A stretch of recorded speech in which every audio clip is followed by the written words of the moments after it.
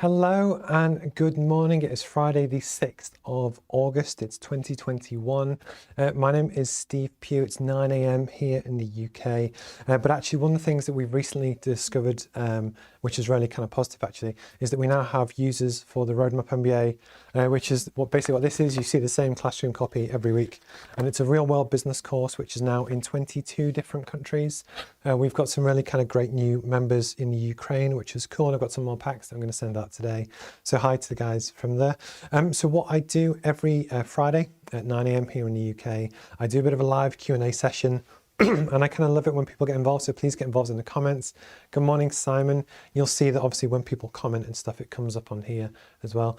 And basically what I'd love you to do is get involved and almost, say where you're from, say hello. I never actually mind if you kind of plug the business and stuff, and that's quite cool as well. And then one of the big things which can be your homework for this week as well, the whole point of the course and everything we're trying to do is basically just help you get a little bit further on each week to help you progress your business or career. And I think sometimes people often either forget or they try and make too much effort too soon, too quickly, that actually they kind of get disheartened and stuff as well. So one of the things I'd love to know actually, just like what little progress have you made this week? Good morning, Joe. I'm going to give you a plug in a second as well. But no, for me, what I always also like to do as well is give a quick kind of recap on the week. Just because I'm a real person doing my own thing as well. And actually, the more I can talk about my journey and what I do to kind of execute, hopefully it kind of builds trust that when we go through the classroom sessions and actually kind of work through some of the concepts to really help you grow your business or career, being someone that actually implements these every day, and I get paid to implement these every day, either as a management consultant or when I do it for my own kind of business, hopefully it builds a bit more trust. So what I do is like to do a quick recap on the week and almost just talk about some interesting stuff, which is all real stuff, which almost is the proof in the pudding. So I'm going to jump on to Joe. I actually went to school with Joe. I think it was at Maricourt High School. I can't remember if it was St. Greg's or not, but either way. And Joe was actually the first person to complete and successfully pass the Roadmap MBA. So Joe's CPD certificate with up to 40 hours, well, it is 40 hours worth of kind of credits is on its way. But actually what was really great and what was really nice for me is that obviously you spend years creating something, and to write a book like this and actually do all the graphic design, do all the layout, create all the websites, and there's a hell of a lot of kind of work goes into that over kind of many years. It's great to actually see someone get value from it. But then also in the feedback and stuff which Joe kind of gave me, I almost took a punt that when I created the website, I wanted the content to match the book. And largely that was to do with if you were out with the kids and they were in a swimming lesson or whatever, the ability to still be able to follow the course or join the classroom sessions from your phone, and you don't have to lug a textbook around, I thought was one of the really good things. But some of Joe's feedback was actually how it was really useful that when you're on the website and you've got all the video content, and there's like 200 odd videos up there, the fact that it perfectly links with the book so you kind of keep track was really kind of cool. But no, it was social sciences. I remember, I forgot what the guy's name was who was our teacher, but it was me, you, Karen, Julie Trafford and stuff as well. But one of the things that I like to talk about as well is that in kind of people's professional networks and stuff that you do, obviously we're similar, same age, but it's almost that your reputation and stuff lasts with you a long time. That actually, that's why for me it's important to almost do a good job and endeavour to do the best you can over time. And again, for me, I know there are a lot of people out there that want to start their own business and do their own thing. Simon is again a serial entrepreneur that's done it as well. I think it's when you have a group of people that you almost have some camaraderie with that kind of are going through the same journey, and you can almost share your struggles and stuff as well. But congrats to Joe. He was officially the first ever person. So although at the moment, the course isn't massive, in 20 years time, when hopefully it's quite a big deal, Joe will still be the first, which is quite cool. So I'll give a quick kind of recap of this week. What else have I done? There's something I'm going to touch on to do with sustainability, which I'll mention as well. My interview on Friday, no it wasn't, it was on Monday. Is this going to work? Yes, it is going to work. It's my clicker, which is my new toy from last week. The interview with Kiko Matthews on Monday was inspirational. It was really, really good. So I had the pleasure for 45 minutes, I think it was, to talk to Kiko. And basically, an incredible lady that recovered from a brain tumour twice. And then she went on to set the world record to cross the Atlantic unsupported in a rowing boat, which actually is quite incredible. But a really like inspirational lady, great kind of mindset and approach to life. And if you haven't seen it, if you go to on my LinkedIn, you'll probably see like the 3-4 minute clip of like the highlight best bits. But if you go onto YouTube and search for either Kiko Matthews or Steve Pugh Roadmap MBA, hopefully it'll come up. But generally, it's a really, really good one, because one of the things that we talked about all the way through was almost it's the passion over profit. It's that when you have an organization, so Kiko is an entrepreneur as well, but when you have an organization which actually has or tries to do greater good within the community, you know, it gives you purpose in your life. It almost makes you happy. And we even talked about how often when people are unhappy, they end up buying stuff to make them feel good, when actually if you feel that you have a purpose and stuff as well. So Simon, again, is very into his mental health. I'm trying to make business education accessible and trying to help people all around the world to make that next kind of step. But it's all these little things. I think it's just really good to kind of have a purpose and do. But definitely kind of checking out the Kiko interview, which is cool. So in terms of today's session, what I'm going to talk on, I normally pick kind of 3 topics. 3 is generally quite a good number. The first one is actually about if you ever feel overwhelmed. This is especially true for freelancers and solopreneurs. And actually, you know what? I'm just going to jump straight into this one. Where is my pens? I packed my pens away. See, you'd almost think I was prepared, but luckily I have a small office, so actually I can kind of jump in. So actually, when you feel unprepared as an entrepreneur, often it can be quite, sorry, I phrased that wrongly. It's when you feel overwhelmed.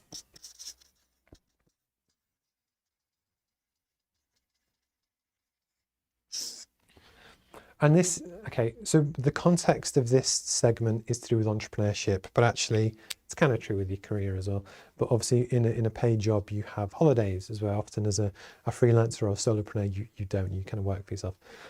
So I had a chat with a lady this week who has a very successful business, arguably too successful. And what had essentially happened was that she was getting so much work thrown at her that she didn't feel like she could turn it down. But actually she had some other people kind of let her down. And what happened was she was just working crazy hours every single day. She didn't want to let anyone down. And just for the sake of argument, I'm going to throw some like figures at this just to, you know, give it some context. But it was almost that one of the questions or the things that I made out to her is that a lot of freelancers almost struggle with how much do you charge, because you want to be competitive and, you know, be rewarded for your services, but you also don't want to be too expensive that it kind of excludes you from anything. So what, in this example, I'm going to make up these figures, but it could apply to anyone. So if you're a freelancer and you charge £20 an hour, it could well be that you do really well and actually you get fully booked and you're happy and you choose to do that for, say, I'm going to say, you want to do 40 hours a week. So actually based on that, you kind of build quite a successful business. You're happy, things go well. But what then happens if you're offered more clients or more work starts to come in? It gets to the point where that 40 becomes 70, and then suddenly you're like, oh God, I can't work 10 hours a day, 7 days a week, so I need to bring in help. And sometimes people let you down, and obviously you have things to pay them, and that's almost where it's very easy to get into a hamster wheel where you're working really hard, arguably to stand still, and you're no real further forward from where you were at £20 an hour working 40 hours. Then in theory, yes, you're turning over more money, you're bringing in more revenue based on 70 hours a week, but because your costs have really gone up to pay for other people, the benefit versus the hassle and stress isn't really worth it for a lot of people.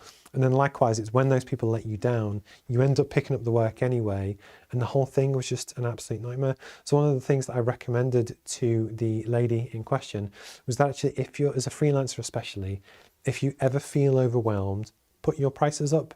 And my point to her was, why not go from £20 to £30 an hour?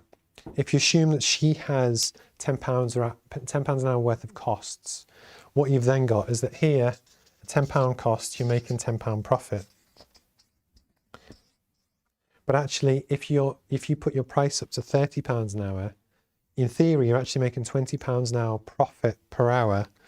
But the important thing is that as a person, especially as a freelancer, and I understand this because I do this myself, you still need enough money to live off.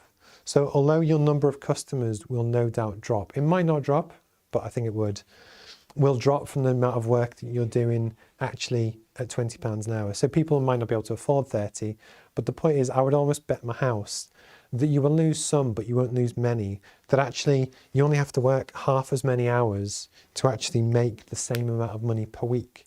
I don't think you're going to lose 50% of your customers, but the whole point is that if you ever feel overwhelmed and you've got so much stuff going on that actually you're not sure how to cope, almost to the point where you're thinking about quitting what you do, although it sounds counterintuitive, try putting your prices up. Like, don't go crazy because otherwise you might lose everyone. But almost, for a common sense price that you can always bounce ideas off people, just the simple idea of actually putting your prices up will reduce the amount of workload, but actually you're better rewarded for the work that you do.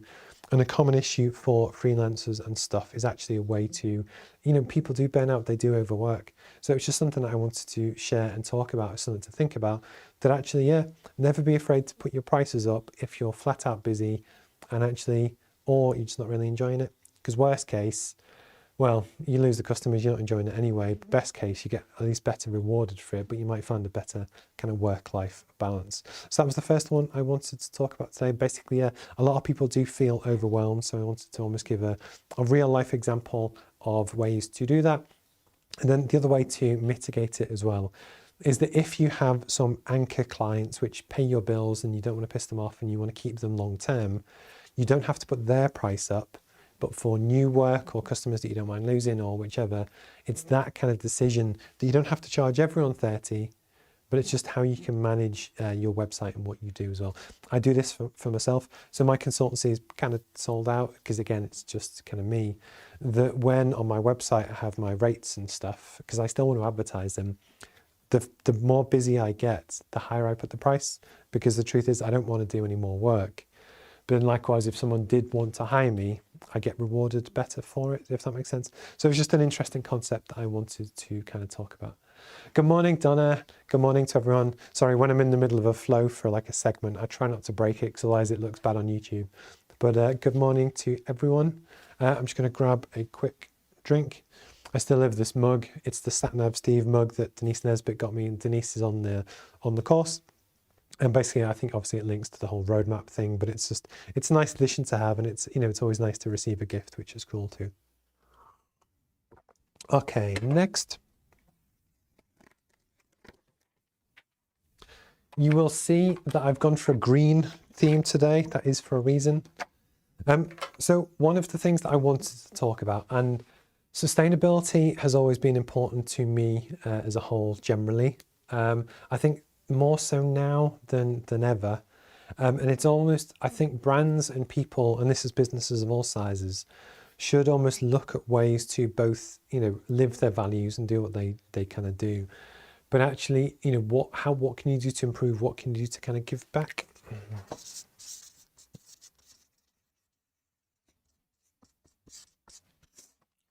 So in terms of sustainability, for me personally, I actually, I try and be very kind of lean and efficient on my energy usage and those kind of things. And I try not to drive other different places. But obviously the big one for me is all to do with the business course. So in one way, because I get to do one-to-many, I get to broadcast and we have Zoom classroom sessions and stuff. That really helps from not having to have a bigger office and heat a bigger office and that kind of thing. But one of the main things that I've really been looking at to do with the course is that you have the course textbook, which is, at the moment, it's 216 pages. This is going to go up for version 2, which I'm currently working on, because there's more good quality information that I think is worth kind of sharing. But actually, it's all sustainable materials and different things for this, and it all comes from sustainable forests and that kind of thing, which is cool. But one of the changes that I am looking to make for version 2 is that your current pack comes in a nice box like this. And when you open it up, it says, your roadmap to your future career? Or I should know what it says. I've gone a bit blank. But anyway, it comes in a really nice box. And then actually, those boxes get sent out in a it's recycled, but still a plastic envelope. And the whole concept is that when I send these things to, 22 different countries, we've got quite a few in Africa, America, China, Ukraine, Italy, Spain, you name it, there's quite a few. These things get sent around the world. That I wanted something that would be strong and, protect the goods, because I want it to be good quality when it arrives. I also wanted to create a good quality user experience. But actually, I hate waste. So it's the fact that after you open your roadmap pack and you get your box, and it's quite a nice experience, but then that just gets recycled, or I hope it kind of gets recycled. So one of the things that I'm really trying to do for my own business to do with sustainability that I wanted to kind of talk about today is that I do feel that sustainability can be a USP, and it can be something that you really incorporate into your brand. So for my clients, we do it as well. So we've launched something called an ESG campaign, which is all to do with your environmental and social governance. It's how you want to, it's a commitment that companies make to kind of do their part to help improve the planet and different things. And different people can do different levels. It depends on what your business is or are. But one of the things that I've really started to look at is to do sustainable packaging, which is this. And it's quite surprising actually, because you have some stuff that's very expensive and some stuff which is a lot cheaper, but it doesn't really tick the box. So I think, again, a lot of people, especially kind of freelancers and small businesses, you need to find the balance between what is custom-made packaging, which will still give a great user experience, but actually not break the bank and cripple your kind of business model. But then likewise, not waste too much material as well. So one of the things that I'm really looking at, it's something I've been doing this week, is looking at different types of envelope. I love this one from Nike. So this is actually from some running gear. But again, if you send clothing, you can actually use a paper bag because it's squishy and if it breaks. But again, on the packaging, it talks about almost their kind of sustainable journey and stuff that they're kind of doing. Amazon is the classic one, that it's a good solid quality kind of envelope. And what I just wanted to share is that, when I talk about these kind of things, it's something that for the roadmap, I am working really hard on to both reduce any waste, paper or plastic, or actually remove all kind of plastics. But actually it can be a real USP for your business. And that is as true for lots of different businesses. So again, you could be a recruitment firm, you could be an accountancy firm, you could be a PR kind of agency. And actually, when you're looking to differentiate yourself in the market, things like Kiko does, where you can have initiatives which really look to help the community, because now that is a growing buying driver for a lot of different people. The more you can incorporate this into your packaging, but also your communications and your branding and everything, I think it really, really kind of helps. But I'd love to know, again, from yourselves, what have you done, if anything, almost for your own business? And don't get me wrong, this isn't something that yes, you should consider it when you first set up, but the most important thing is to almost build a sustainable business, which allows you to actually live, if that makes sense, and just sustain what you're doing, and you can improve over time. With the roadmap, because I send out 50% of my courses for free to people that otherwise probably couldn't afford it, cost is an important element to me, because I spend tens of thousands of pounds to send out free kits to people, that actually even a marginal increase in cost means that I can't help as many people. And this is not a cost to the consumer, this just comes out of my pocket. But then I'm still looking at ways of how can I do this and reduce my cost down for different things. But I'm trying to do it in the right way, because I still believe that good quality business education will actually help us create a more sustainable world and planet and countries, and help people kind of get back on their feet as well. So I always have to try and balance those two. Good morning, Simon. All of our products are sustainable, and designs are printed using sustainable and vegan friendly inks. Perfect. Again, it's that kind of thing of where it's really interesting to see and hear what other people do for their own kind of businesses.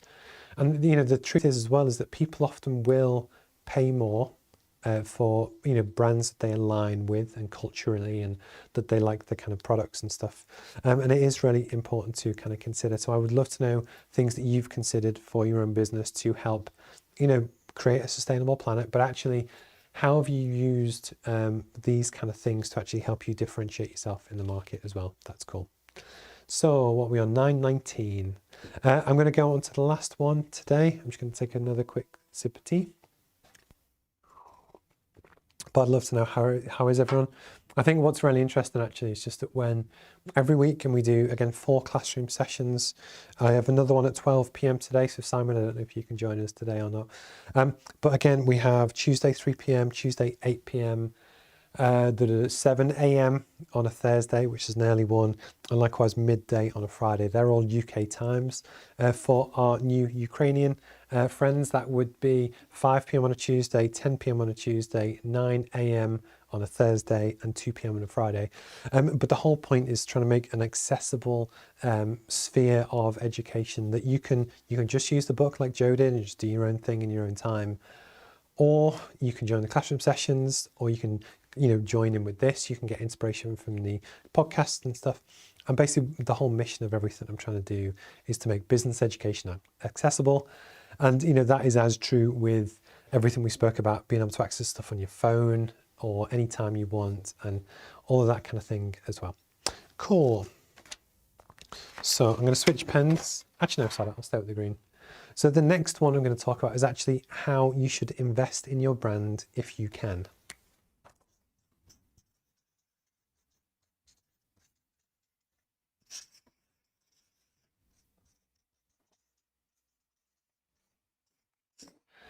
So I wanted to put the caveat in at the end of that because, again, not everyone can. And again, there are different levels of people's ability to invest in stuff based on where they are personally, how much savings they've got, their ambitions, their lead times, lots of different things. Actually, I'm going to grab my black pen because I think it'll stand up better. There we go. Black. So when, I guess on a basic level, and a lot of the roadmap is designed for smaller kind of businesses because, again, the challenges that smaller businesses face are different versus big multinationals, and I've kind of worked at both. But especially for kind of freelancers and people starting out, or you're at the kind of sub £10 million level, there's always an element in terms of what you do and how you work about how actually when you have your business, how do you promote yourself and how much effort do you have to put in to actually help you build a kind of sustainable business. Just going to get my notes out. So one of the things that if you have your little person, this is your cog. And the whole point is that when you have your business, so for instance, I have the roadmap, you could be a copywriter or a recruiter, or you might have a t-shirt brand, whatever it is that you want to do. Essentially, as a freelancer, what you do is you work hard and you crank that handle and then money comes out at the end. So that's the aim of what we try and do. When you're actually, if you're able to build a brand around what you do, you can be the same person, you can put the same amount of effort in, but actually your brand can be a huge multiplier in what you actually try and do. And so that essentially when you're trying to build equity in your business in terms of, for the amount of effort that you put in, the more you can leverage that around something. So for me, that's the roadmap and what I'm trying to do. What that can then do is produce a lot more money and basically give you a much greater impact for what you're doing, and also make it more sustainable than working on your own. I think one of the challenges that when people actually kind of set up and they start their own business, and this was almost true, especially arguably, so I set up in October 19, so I'm about a year and a half in from setting up, if that makes sense. But actually it was about 6 months into launching when I started to generate cash. And then actually, once you actually start to generate cash, it's cash that you can use to invest in your brand to then actually help increase momentum and make things easier. So when you first start out, so it's 0 to 6 months, you have to work really, really hard to get any money out. Because what you're trying to do is build awareness on your offer, what you do, how it works, and basically people pay you for your time. So again, I don't know why I always go back to copywriters, but someone pays you for an hour's worth of work, you do it, money comes out at the end. Over time, if you can, the hope is that you generate more money than you need, that you start to build a cash buffer. And then the benefit for any business, and it's true for Simon's business or anyone else's, the bigger you can build your cash buffer, you can actually then choose to strategically invest that back into your brand. And then what you can do over time, and this is the same thing Nike have done, basically any consumer brand. Pretty much everyone has a brand, it's how well known it almost is.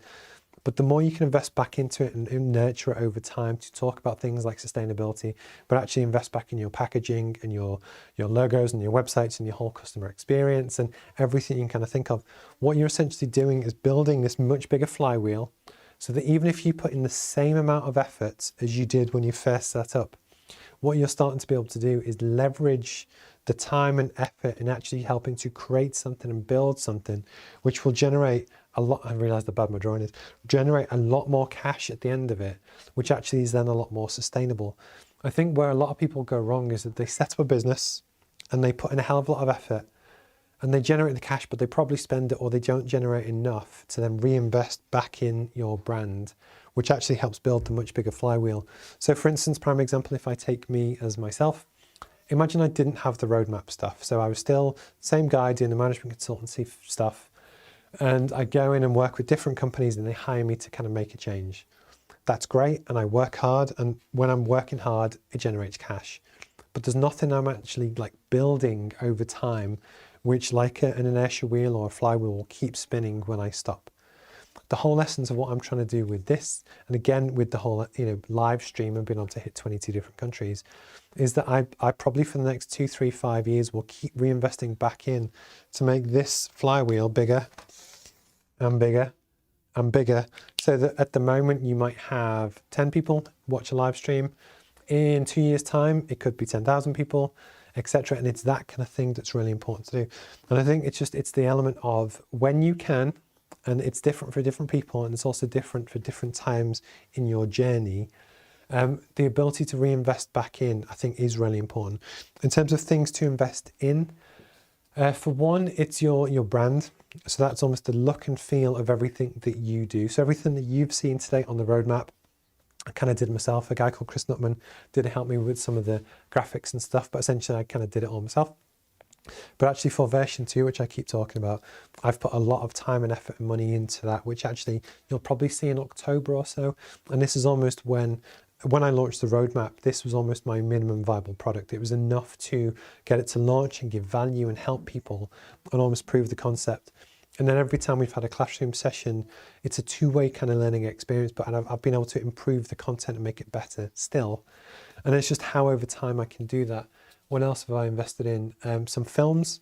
So again, something that I have in production is 4 separate films for people who are on the course to share their journey. But then it's when I'm trying to sell the dream about what we're trying to create with the roadmap. People don't want to see me all the time, so you want to do all that kind of thing, but actually investing in that is really important. I'm looking at brand photography, so likewise, one of the things I'm looking at is to have the roadmap book photographed as if it was like a luxury watch or a luxury piece of equipment, because I want it to be deemed as almost a prestige item, because that increases its value versus how you would photograph a pen or whichever to go on Amazon. And it's all these different things. I invest in my PR. So I use a company called Harvey and Hugo, that when I do press releases, that when we hit 19 different countries, they have a brilliant service called Pay As You Go, that actually, I crafted up the first draft, they tweaked it and they distributed it to media all across the Northeast. I think it got up to about 13,500 views, and that's just on my LinkedIn.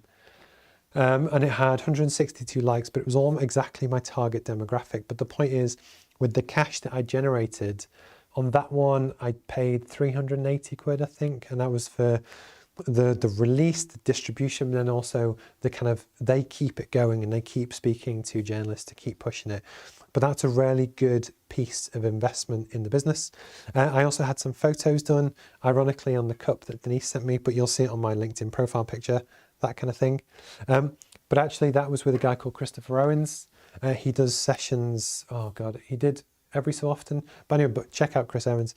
But the point is, whenever you generate cash, if you can invest it back in things which will structurally help you increase the size of this flywheel, over time, I guarantee it will make a major difference to your business and your ability to build a bigger, more sustainable business. That it doesn't matter if you're Nike or Tesla or Apple or whoever, they all started somewhere. But unless you invest back in, you'll always stay the same and you'll still work as hard, but you're not getting that leverage. So it's something I just wanted to kind of talk about today. And again, give real examples, because this is all real stuff that I do and comes out of my pocket and stuff as well. That again, you haven't seen most of it yet. I think Simon's seen some of it as well. But it's just, I can't give this advice if I wouldn't do it myself. So the more I can, describe what I'm doing and different things as well, hopefully it all kind of helps. And then even down to reinvesting back into cameras, lighting, you'll see that it moves. That's called a camera slider. I have different screens, I have better internet connections, and it all goes back in because it's all trying to build this. That if I was still sat in my spare bedroom at home on my laptop webcam, I would still be the same person, but I wouldn't have invested back in to really build the flywheel. So it's definitely worth investing in your business if you can. And that's almost where, something I spoke with Denise about last week is almost when you make sacrifices, which a lot of entrepreneurs do, the more you can actually reduce down your overheads. What that does, it means you can make more cash, and then when the cash, you can reinvest it as well. Cool, so I'm just going to catch up back on the chat. Hi, Joe. I'm just catching up with Joe. So basically talking about the amount of Amazon packaging and plastics. Completely agree. I think it's funny that even though, so these bags that the Roadmap packs get sent out, these are recycled. So they are, as good as it can be in theory for plastics. I still want to get rid of them if I can. But it's all these different things that, the dream for me is to send out 1 million courses a year. So if I can save one A5 flyer that doesn't really need to go in the box, the amount of paper and trees that can save is kind of huge. But it's great to see what other people do, and especially for companies like Nike and Amazon that have such huge kind of footprints. Even tiny tweaks, what they do will make a huge difference. But actually, I think it's important for kind of small businesses as well. Good morning, Denise. I don't mind that you're late, but I did plug your cup, which I've done a few times as well. Sat nav, Steve. And just to thank Denise again, because I think she missed it before. Thank you again for my mug. It's my new kind of go-to present. But no, thank you for that. And then last but not least, I think it's just, set yourself some homework. Joe, your CPD certificate, it was interesting again, when we talk about just making lots of progress with your business and just making progress whenever you can. Because you were the first person to actually complete the course, I'd never actually spoke to CPD about how we issue the certificates. So actually, although it was only Wednesday, it's all these little wins. That was quite a proud moment for me as well. But actually, I was kind of just learning my feet, and it's that, you learn these things over time. That I still remember when I did my first, say, VAT tax return, or even your first personal income self-assessment kind of tax return. It always seems really daunting. And then actually, when you get used to it, you can just fly through these things. And again, I guess that comes back to just the momentum of how the more experience you get, and when you find out what to do, it's worth investing in things like QuickBooks. So that's 15 quid a month, I think, for me. Just the amount of time and stuff it saves me. It just makes your life so easier, but definitely worth kind of while. Sacrifice Steve, we're working all weekend, so no tootle on the motorbike. Well, Denise, you work hard enough as it is, and you're always a pleasure on the different kind of classroom sessions and stuff as well. So what time we're in? 9:32. I'm just going to read Denise's last comment. The camera's in the way. One of our big customers in the world is recycling. Yeah, and it's true. But I think it's also true with packages and customers in every different sector all over the world as well. And then something else that I'm just going to comment on, because it's just happened, but it's never happened before. When I first set up this stream and I set up the chat function, I've never reached the top before. Or you've never reached the top before. So what I can now do is either reduce the frequency of how long things stay there for, but it's a nice little win that actually when people engage with the streams and stuff, it's always cool. So what we're on to 9:33. Have a wonderful Friday, everyone. If you want some homework for your business or career, just drop me a message. Essentially, just try and make loads of really small improvements. You don't have to change the world in one kind of go or not. If you're interested in the Roadmap MBA, you can always reach out and I'll happily send you a free course, and you can join me and Denise and Donna. And actually, to be fair, Donna has never come to a classroom session yet, but you're more than welcome to. And again, even our friends in the Ukraine that are just starting to join the course. So thank you again for your time. Have a wonderful weekend. Good luck with your business or career kind of endeavors, and hopefully I'll speak to you soon. All right, cheers guys. Thank you. Bye-bye. Bye-bye.